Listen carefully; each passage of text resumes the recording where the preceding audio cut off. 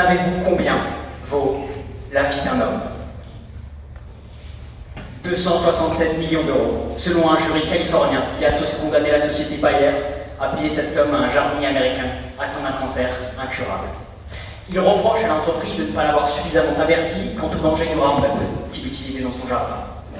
Pour ceux qui ne le connaîtraient pas, le Roundup est un pesticide qui était disponible jusqu'à peu, sans aucune restriction, en libre service. Vous allez me dire que ce genre de procès n'arrive qu'aux États-Unis. Faux, car il existe des cas analogues en France. Ainsi, en 2007, l'agriculteur Paul François va saisir les juridictions françaises pour s'attaquer aux géants de l'industrie agropharmaceutique américaine, Monsanto.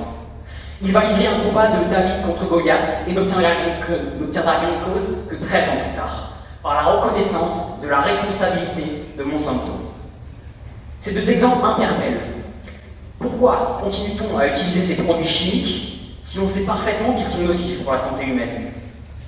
En effet, entre 1990 et 2015, l'utilisation des pesticides dans le monde a augmenté de 73%. On peut en conclure que si on utilise des pesticides, c'est qu'ils présentent des avantages. Premier exemple d'effet positif. Les pesticides permettent aux agriculteurs de ne pas perdre leur récolte. Car un herbicide sélectif va éviter que le blé ne soit mélangé à d'autres espèces qui, elles, ne se mangent pas. Un insecticide va éviter que les fruits ne soient mangés par des petites bêtes avant d'être mûrs. Et un fongicide, ça évite que les récoltes ne soient détruites par les champignons. Or, il est vital pour un agriculteur de ne pas perdre une récolte. Aussi, l'usage des pesticides a fait beaucoup progresser le rendement à l'hectare. Une étude suisse menée sur une période de 21 ans a ainsi démontré que l'agriculture intensive permet d'augmenter de 20% le rendement par rapport à l'agriculture biologique. Cela évite à avoir augmenté les surfaces de traitement et donc limite la déforestation. Ce bilan semble donc positif pour l'homme. Cela semble trop beau pour être vrai. Et il y a en effet un revers à cette médaille. Premier revers. Les pesticides ont des effets sur l'environnement. Je ne vous parlerai pas des populations d'abeilles qui ont vu leur colonie se faire détruire par ces produits phytosanitaires. Non, on peut simplement évoquer le fait que les pesticides polluent les sols et la nappe phréatique, donc à terme l'eau que nous utilisons. Qu'ils ont un impact direct sur la biodiversité, entraînant la disparition de nombreuses espèces d'animaux et de plantes, et donc par effet boule de neige, un déséquilibre de la chaîne alimentaire. Car des micro-organismes jusqu'à la baleine bleue, aucun animal n'est épargné par les millions de tonnes déversées chaque année sur notre planète. Autre revers et non des moindres, ce sont les 200 000 morts causées chaque année du fait de l'utilisation de ces produits. Il est vrai que le défaut principal des pesticides est qu'ils sont dangereux pour l'homme. Ils peuvent causer des cancers, ils sont constitués de perturbateurs endocriniens et sont responsables de nombreuses maladies graves. Mais vous dites peut-être que vous êtes en sécurité, que ce danger ne concerne que les agriculteurs, puisque vous n'utilisez pas ce genre de produit. Faux. Car ces mêmes poisons étaient utilisés il y a encore quelques années pour traiter les parcs et autres espaces verts. Ou encore, car pendant l'épandage de ces produits, en fonction des conditions météorologiques et des modes d'application, 25 à 75% des pesticides ne se répandent pas sur les aires traitées.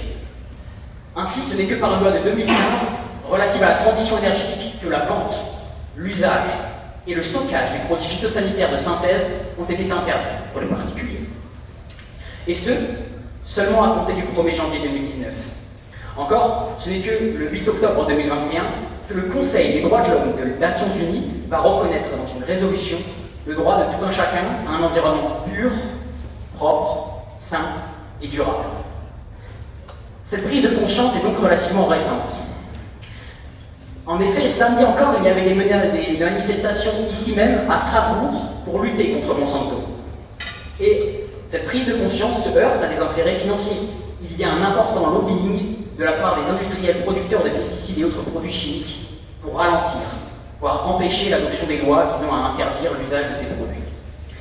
Pour ne donner qu'un exemple, Emmanuel Macron s'était engagé à supprimer le glyphosate en 2021. Dès 2019, il revenait cependant en arrière à cause de considérations économiques et autres problèmes de rentabilité. Le glyphosate reste donc autorisé dans l'Union européenne jusqu'au 15 décembre 2022. À cette date, la Commission devra avoir statué sur son éventuelle autorisation de renouvellement. Dans le même ordre d'idée, ce n'est que début 2022 qu'a été adopté un décret fixant à 20 mètres la distance que doivent respecter les agriculteurs pour l'épandage de produits par rapport aux habitations. Pour information, certaines associations voulaient pour des raisons de santé que cette même distance soit fixée à 100 mètres. Mais allez parler de ces lois à un vigneron alsacien, et vous verrez s'il est prêt à sacrifier son équilibre économique au profit d'un mal dont il ne veut pas prendre conscience. Il est évident que si nous ne modifions pas nos habitudes, nous allons droit dans le mur. Et comme le disait un ancien président de la République française, Jacques Chirac, notre maison brûle et nous regardons ailleurs.